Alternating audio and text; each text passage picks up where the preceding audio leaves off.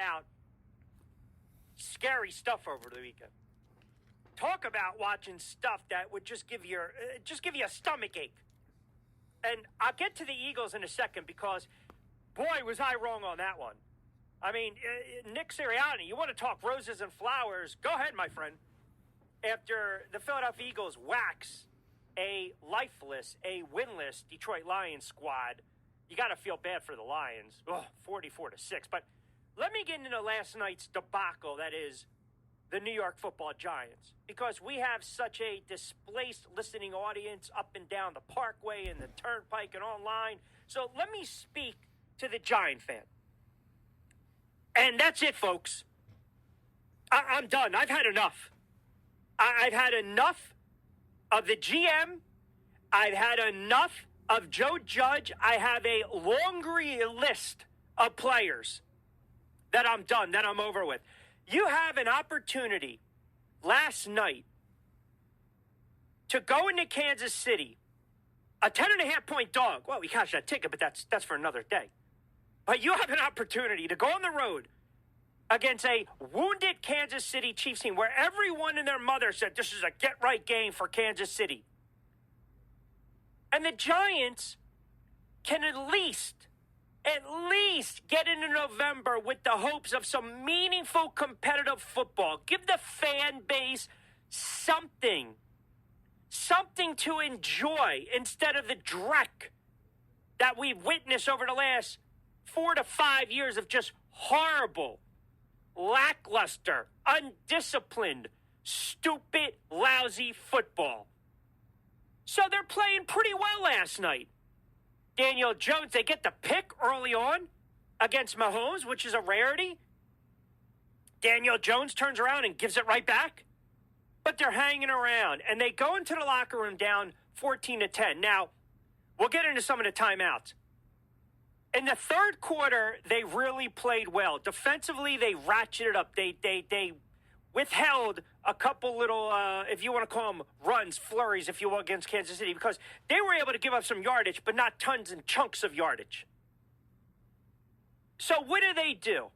In typical Giant fashion, they take the lead in this game after they get a Travis Kelce fumble. They go about, 50-something odd yards. And Evan Ingram, who I basically said, get him the hell out of town. By the way, 4 o'clock trade deadline, we'll get into that. He's still on the Giants. Shows up, and lo and behold, catches the football for a touchdown.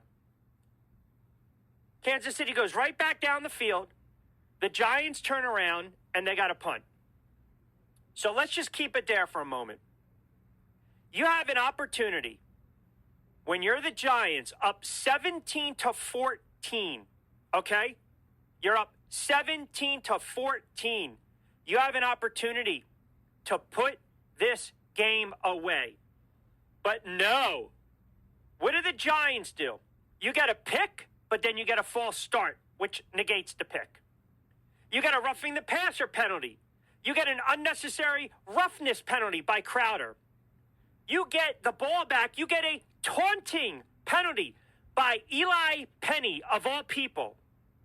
Eli freaking Penny, the fullback, who has absolutely no business getting a taunting penalty. That's a 3rd and 1 on the Giant 27.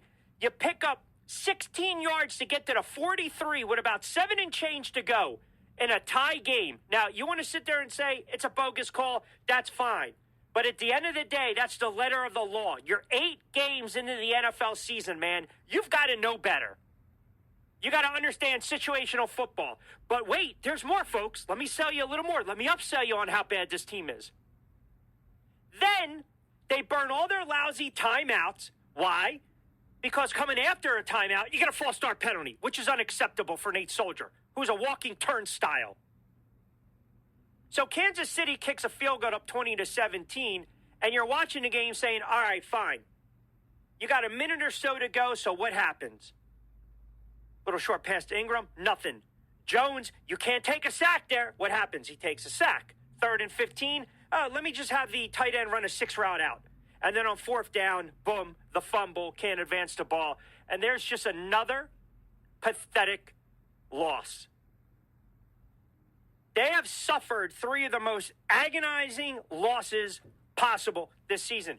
Explain to me how an NFL team can lose 3 games on field goals in the final 70 seconds. That's the difference from being a 5-3 team in a goofy NFC where you're potentially a playoff contender and a lost team that's already out of it before Thanksgiving. In fact, I'll do you one better. That was out of it before Halloween at 2-6.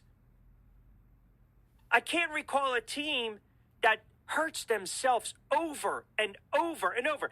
Then you got to listen to the head coach afterwards talk about the headset. Joe Judge, the headset.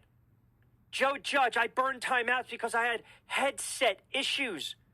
Joe Judge, they better get it fixed fast. My man, you're 8 games into the NFL season, and you're really going to come out afterwards, another brutal loss, and you're going to blame your headsets and the lack of communication you're getting from those headsets? Are you kidding me? Really? I mean, folks, offsides, taunting, roughing the passer, offsides penalty, negates an interception, which ultimately became Kansas City's eventual game-winning drive. That's on coaching. That's on coaching. That's not personnel. That's not a malfunctioning headset.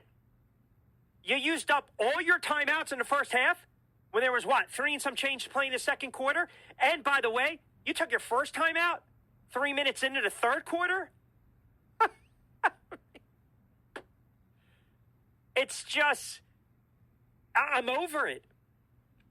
I can't even get mad anymore. I'm over it. This guy is so lost. He is so lost as an NFL head coach. Even if you think it, you don't say it afterwards. It makes Nick Sirianni's bet middle of the rose and the flowers speech like the end all, like a win one for the Gipper, compared to what I hear out of Joe Judge. You preach discipline.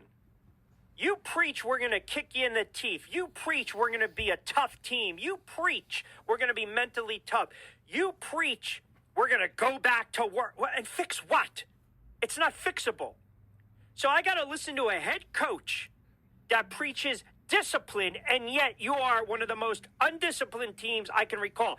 I'm a huge Knicks fan. I remember in the 1990s, their basketball IQ was just on another level, and I'm being generous, on another level of just, what are you doing?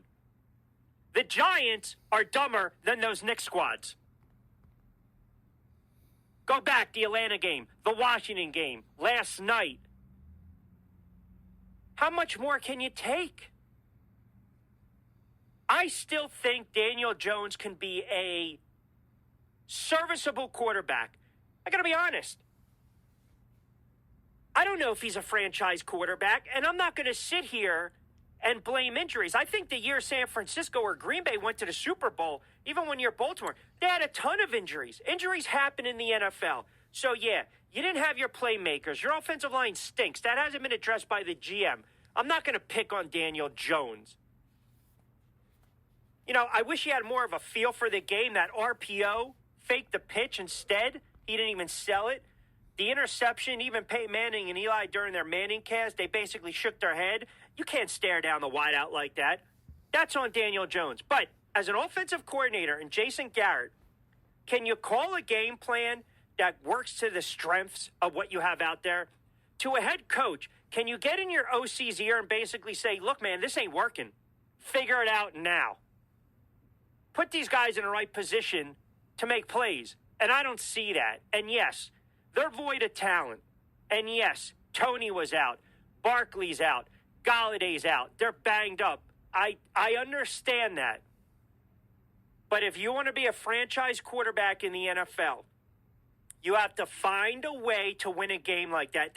The Kansas City Chiefs were ripe for the picking last night, folks. They were ripe for the picking. You couldn't have asked for a better defensive game plan by Graham. Now, and I listened to the broadcast, and Reddick and Greasy were making very valid points. You know, you can't play 15 yards off these wideouts. They were afraid they were going to get beat over the top.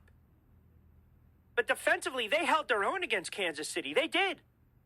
But you certainly can't kick field goals against Kansas City. And when the opportunity's there, you got to cash in. I can't have Sterling Shepard on a 3rd and 4 run a lousy 2-yard out. The one play that Slayton dropped it, he was held fine. You got the penalty. But I can't have Daniel Jones miss throws. You know, if you get a healthy Booker out there, Barkley, he's probably breaking some of these tackles. Booker played his guts out. He played well last night for the Giants. He was a spark. John Ross, a couple big plays. Booker had over 100 yards. Total offense. But the offensive line, again, collapsed.